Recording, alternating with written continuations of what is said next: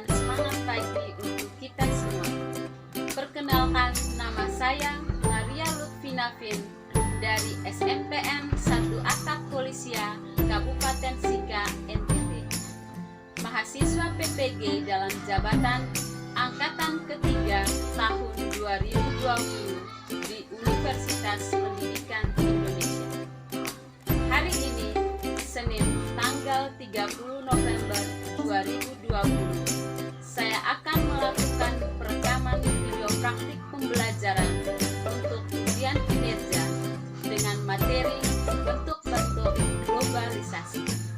Selamat menyaksikan. Baik anak-anak, selamat pagi semua. Pagi, Bu. Bagaimana kabar hari ini? Baik. Puji Tuhan. Yang Ibu harapkan juga kalian selalu dalam keadaan sehat dan tetap semangat dalam mengikuti pembelajaran kita hari ini. Meskipun kita belajarnya dari rumah, tetapi kalian harus tetap memperhatikan protokol kesehatan, yaitu selalu mencuci tangan, selalu menggunakan masker, dan menjaga jarak. Semoga pandemi ini cepat berlalu sehingga kita bisa bertatap muka kembali. Baik, sebelum memulai kegiatan pembelajaran kita hari ini, marilah kita berdoa bersama-sama. Semoga kita selalu siap dalam menghadapi globalisasi dan berusaha selalu menyaring kebudayaan asing berdasarkan panduan nilai, norma, dan keyakinan kita masing-masing. Saya minta kesediaan sekretaris kelas untuk membawakan doa. Marilah kita menyiapkan hati dan batin kita untuk berdoa menurut keyakinan kita masing-masing. Berdoa mulai.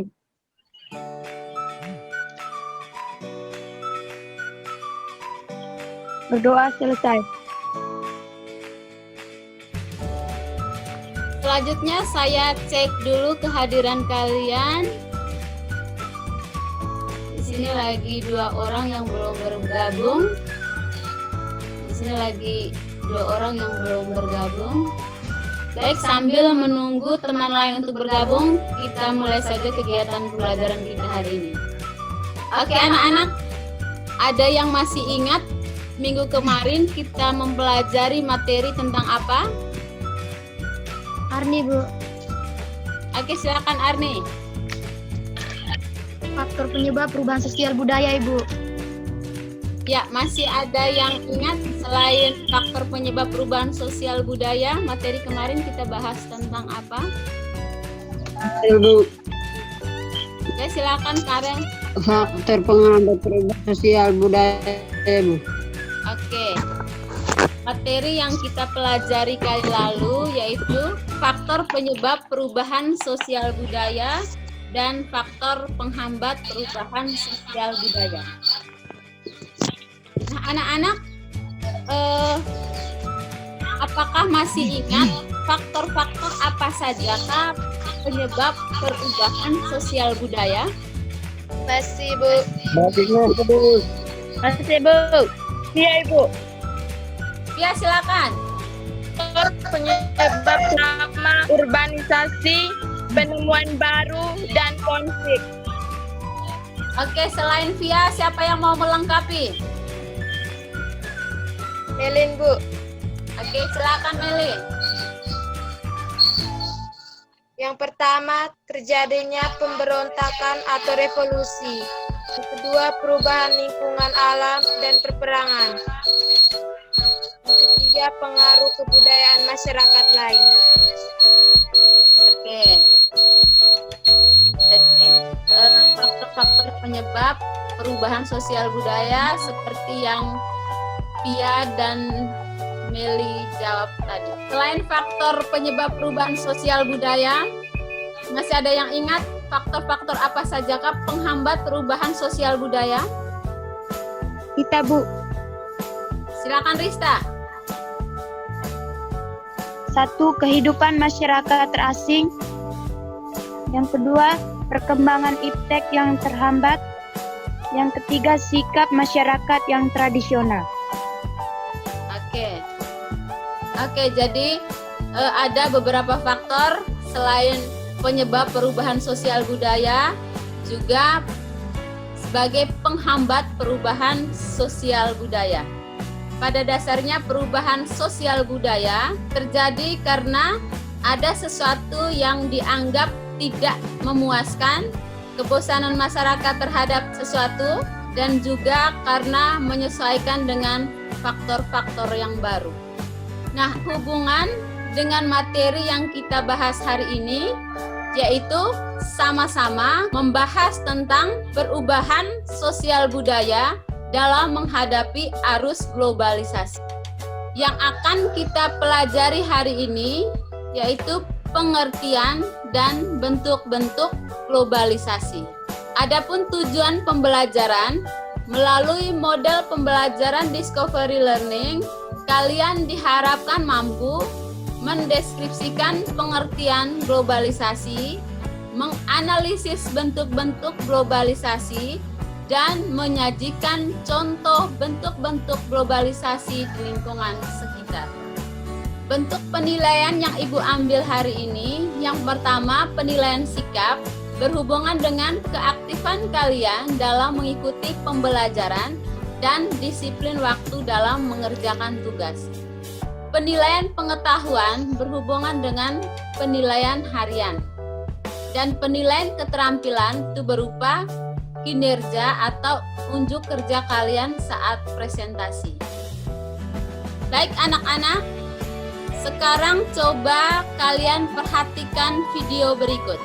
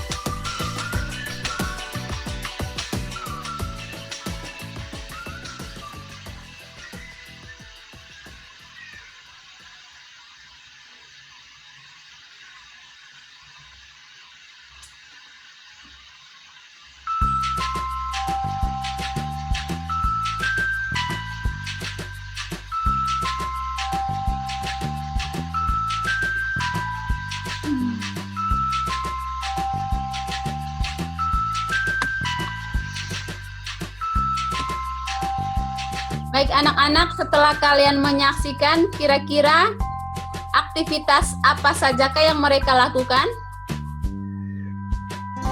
Iya, Ibu. Oke, Via, silakan. Menurut saya, aktivitas yang pertama, sebagian masyarakat mengambil kapas di hutan. Yang kedua, setelah pengambilan kapas di hutan, mereka memintal benang. Oke, selain Via masih ada yang lain yang tahu? Bisa, Bu. Oke, silakan Lisa. Selain dari Via, menurut saya aktivitas yang dilakukan yaitu pembentangan benang. Setelah pembentangan benang, masyarakat juga melakukan aktivitas membuat motif. Oke, baik. Selain yang sudah disebutkan Lisa dan Via, siapa? Maria Paulina, silakan. Berdasarkan aktivitas yang mereka lakukan, mewarna dan menenun. Oke, baik.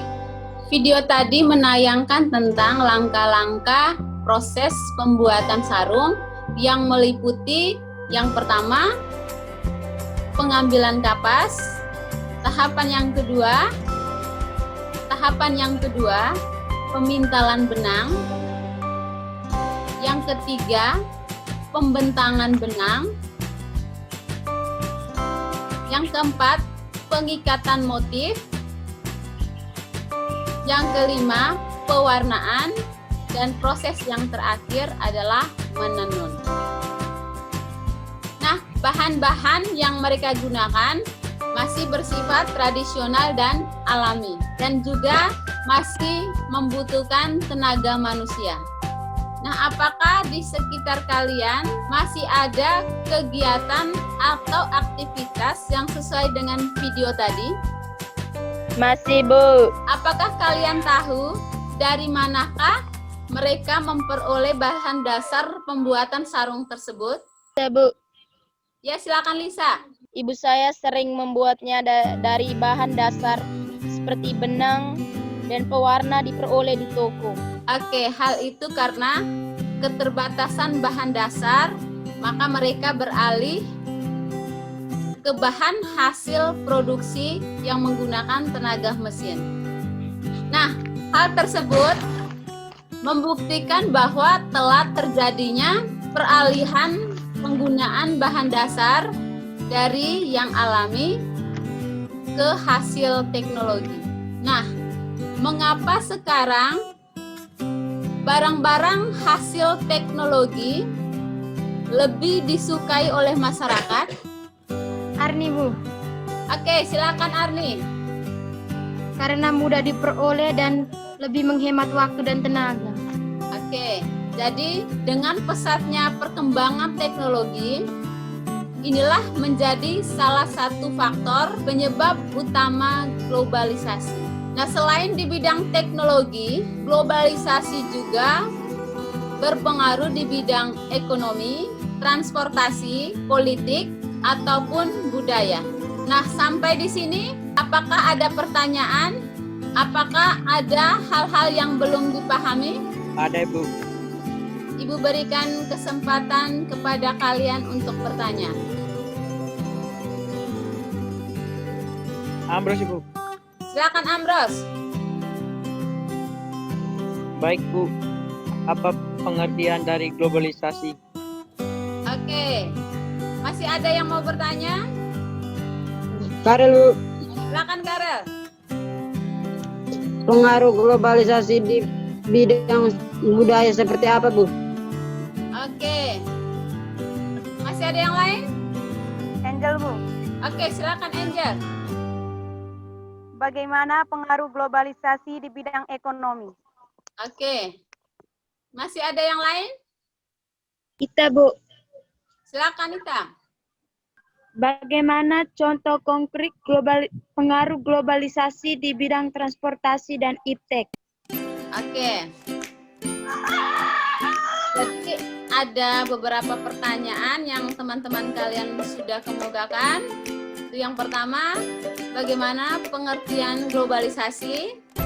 Kemudian pertanyaan berikut, bagaimanakah pengaruh globalisasi di bidang ekonomi, transportasi, budaya, dan iptek? Dan pertanyaan yang berikut, contoh konkret pengaruh globalisasi dalam berbagai bidang kehidupan.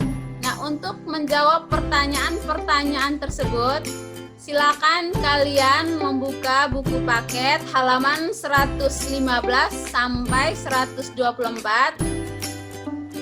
Kemudian silakan baca juga link materi yang Ibu sudah share via WA Group, dan silakan kalian berdiskusi di dalam kelompok kalian masing-masing selesai pembagian kemarin untuk menjawab LKPD yang Ibu nanti share via WA Group. Baik, Bu. Oke. Baik, Ibu berikan kesempatan. Sekarang Ibu berikan kesempatan kepada kelompok pertama untuk berdiskusi. Baik, teman-teman. Berdasarkan yang Ibu share di WA Group, pengertian globalisasi menurut para ahli. 1. Menurut Selo Sumarjan, suatu proses terbentuk sistem organisasi dan komunikasi antara masyarakat di seluruh dunia. Saya setuju dengan jawaban Yuni. Menurut saya, globalisasi adalah suatu proses yang menyeluruh atau batas-batas wilayah. Oke teman-teman, saya setuju dengan jawaban dari Via. Nah, sekarang soal nomor 2. Berdasarkan globalisasi, deskripsinya yaitu ditandai dengan model pakaian karena dipengaruhi dari budaya lain. Berdasarkan nomor 2, gambar di samping kiri adalah gambar pakaian adat hasil tenun ikat tradisional yang membuat dan penggunaannya masih asli, sedangkan gambar kedua merupakan gambar hasil tenun ikat tradisional, namun pembuatan dan pemanfaatannya sudah memanfaatkan teknologi. Oke, bagaimana kelompok 1? Sudah selesai? Sudah, Ibu. Sudah, Ibu. Selanjutnya diberikan kesempatan kepada kelompok 2 untuk berdiskusi. Baik, Bu. Teman-teman semua, berdasarkan gambar 2 di LKPD, menurut saya tergolong bentuk globalisasi di bidang komunikasi, yaitu gambar tersebut menandakan telah terjadi pembicaraan atau melakukan komunikasi melalui alat telepon. Globalisasi bidang komunikasi adalah adanya kemudahan orang di penjuru dunia dalam pertukaran pesan atau melakukan komunikasi secara langsung dan dalam waktu yang sangat cepat.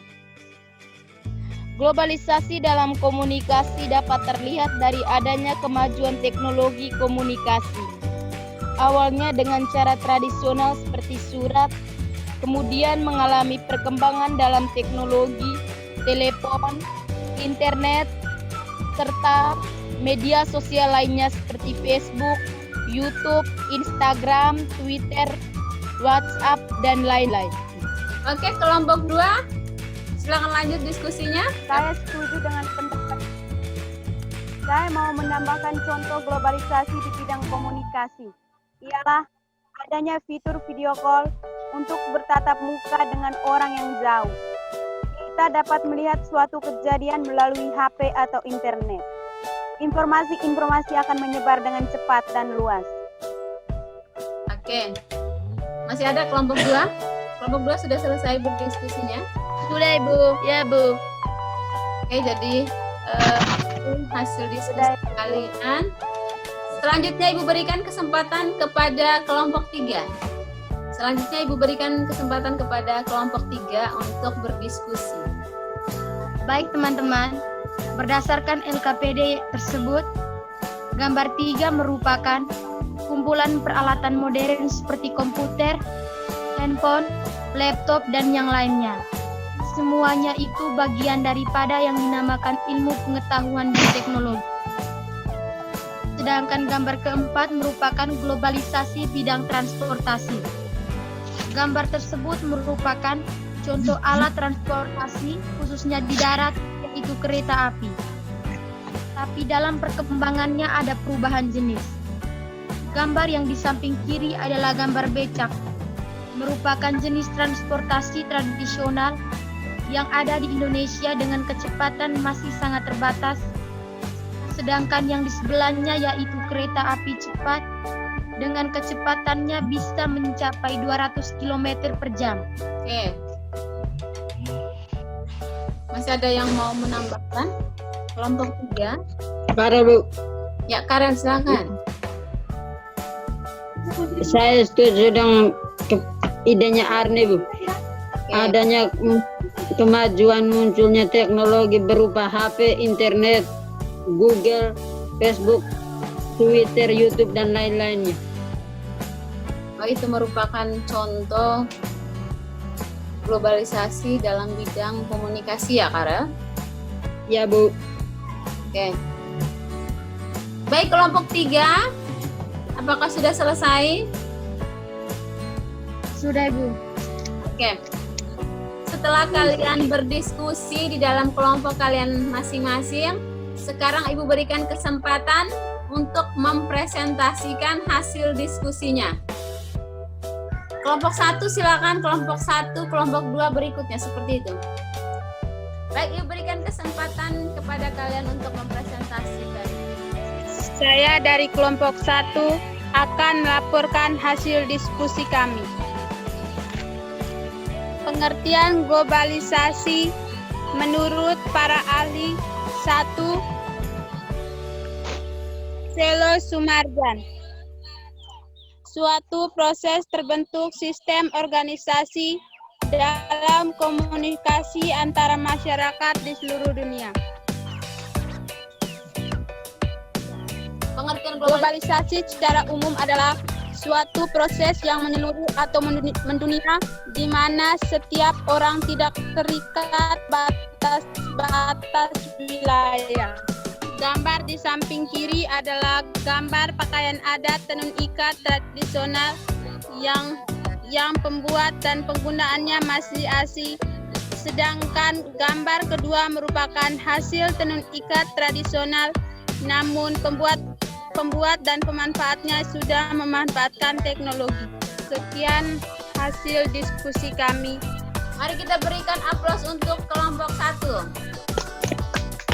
Oke, sekarang Ibu berikan kesempatan kepada kelompok 2. Baik, Ibu. Terima kasih atas waktu dan kesempatan yang diberikan mempresentasikan hasil diskusi kami. Globalisasi di bidang komunikasi ditandai dengan adanya kemudahan orang di penjuru dunia dalam bertukar pesan atau melakukan komunikasi secara langsung dan dalam waktu yang sangat cepat. Itu saja, sekian dan terima kasih. Oke, baik, sekarang kita berikan kesempatan kepada kelompok 3. Baik, Ibu. Terima kasih atas waktu dan kesempatan yang diberikan. Saya mewakili kelompok 3 akan membacakan hasil diskusi kami.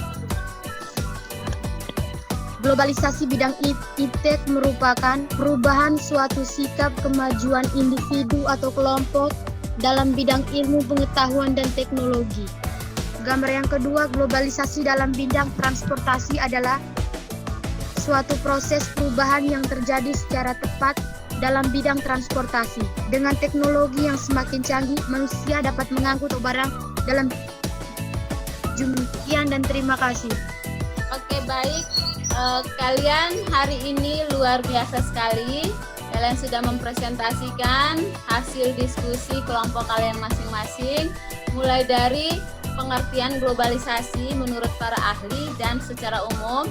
Kemudian kalian sudah menganalisis bentuk-bentuk globalisasi dalam berbagai bidang kehidupan masyarakat. Nah, selanjutnya sebelum kita mengakhiri pembelajaran kita hari ini, saya minta salah satu, sekarang Ibu berikan kesempatan kepada kalian untuk menyimpulkan hasil pembelajaran kita hari ini. Apakah ada yang bisa menyimpulkan kegiatan pembelajaran kita hari ini? Saya minta salah satu untuk menyimpulkan. Saya, Bu. Oke, silakan Cia.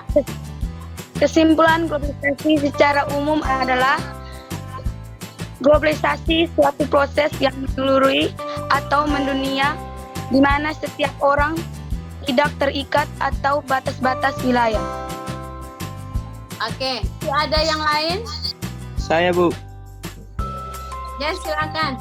Teknologi globalisasi di bidang ekonomi telah terjadi perubahan gaya hidup. Sebelumnya berbelanja langsung di minimarket, sekarang sudah berbelanja ke belanja online.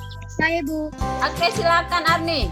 Globalisasi iptek adalah perubahan kehidupan masa depan manusia yang lebih baik, mudah, murah, cepat, dan aman. Dengan teknologi yang berkembang, kita dapat melakukan segala sesuatu dalam waktu yang sangat singkat secara cepat. Itulah yang dimaksud dengan globalisasi dalam bidang iptek. Oke. Saya, Bu. Oke, Lisa. Globalisasi di bidang komunikasi ditandai dengan adanya kemudahan orang di penjuru dunia dalam bertukar pesan atau melakukan komunikasi secara langsung dan dalam waktu yang sangat cepat. Sekian dan terima kasih. Oke, baik. Jadi kesimpulan pembelajaran kita hari ini yaitu pengaruh globalisasi dalam berbagai bidang kehidupan masyarakat. Globalisasi di bidang budaya mencakup beberapa aspek: bahasa, gaya hidup, pakaian, makanan, film, musik, dan lain sebagainya. Misalnya, dalam penggunaan bahasa, sekarang hampir semua negara bisa menggunakan bahasa Inggris. Karena bahasa Inggris merupakan salah satu bahasa internasional. Kemudian, globalisasi dalam bidang komunikasi dapat terlihat dari adanya kemajuan teknologi komunikasi. Globalisasi dalam komunikasi dapat terlihat dari adanya kemajuan teknologi komunikasi. Dengan perkembangan teknologi komunikasi, maka dapat mendekatkan hubungan komunikasi yang sangat jauh sekalipun, seperti pada masa pandemi sekarang ini. Banyak media yang bisa kita gunakan dan kita dapat mengakses berbagai macam informasi dengan cepat dan mudah. Globalisasi di bidang ekonomi itu meliputi kegiatan produksi, distribusi, dan konsumsi. Salah satu contoh globalisasi di bidang ekonomi yaitu meningkatnya kualitas produksi dan juga pendapatan per kapita masyarakat. Dengan adanya globalisasi di bidang ekonomi, kita bisa menjalin kerjasama dengan negara lain sehingga bisa meningkatkan pendapatan per kapita. Globalisasi di bidang iptek yaitu dengan kita dapat melakukan segala sesuatu dalam waktu yang singkat dan secara cepat. Nah, itulah globalisasi dalam bidang iptek. Globalisasi dalam bidang transportasi ditandai dengan penggunaan alat-alat transportasi yang lebih modern. Dengan teknologi yang semakin canggih, manusia dapat mengangkut manusia atau barang dalam jumlah yang besar dan dalam waktu yang singkat. Nah, itulah kesimpulan hasil pembelajaran kita hari ini. Sekarang, selanjutnya Ibu beri kesempatan kalian untuk menyelesaikan soal pilihan ganda yang akan Ibu jadikan sebagai penilaian harian. Nah, baik anak-anak, karena hari ini adalah pertemuan terakhir kita, jadi Ibu akan men-share penilaian harian. Silakan kalian selesaikan soal 10 nomor pilihan ganda. Sekarang silakan kalian selesaikan soal evaluasi yang Ibu sudah share via WA Group. Nah, silakan kalian kerjakan secara mandiri untuk mengukur kemampuan kalian mengenai materi bentuk-bentuk globalisasi. Paham ya anak-anak? Paham, Bu. Oke. Semangat ya. Paham, Bu. Dengan evaluasi. Ya, Bu. Baik anak-anak. Sebelum Ibu mengakhiri pembelajaran kita hari ini, jangan lupa kalian nanti mengupload hasil evaluasi hari ini melalui WA grup kelas kita. Baik anak-anak, kalian hari ini luar biasa sekali. Terima kasih atas partisipasinya. Yang terakhir, jangan lupa untuk tetap jaga kesehatan, tetap stay at home, jangan kemana-mana, dan ingat 3M. Sekian pembelajaran kita hari ini. Mari kita tutup dengan doa. Saya minta ketua kelas untuk menutup doa.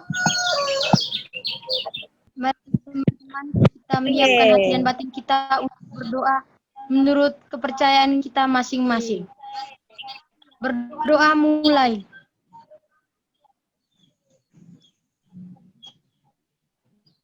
Berdoa selesai.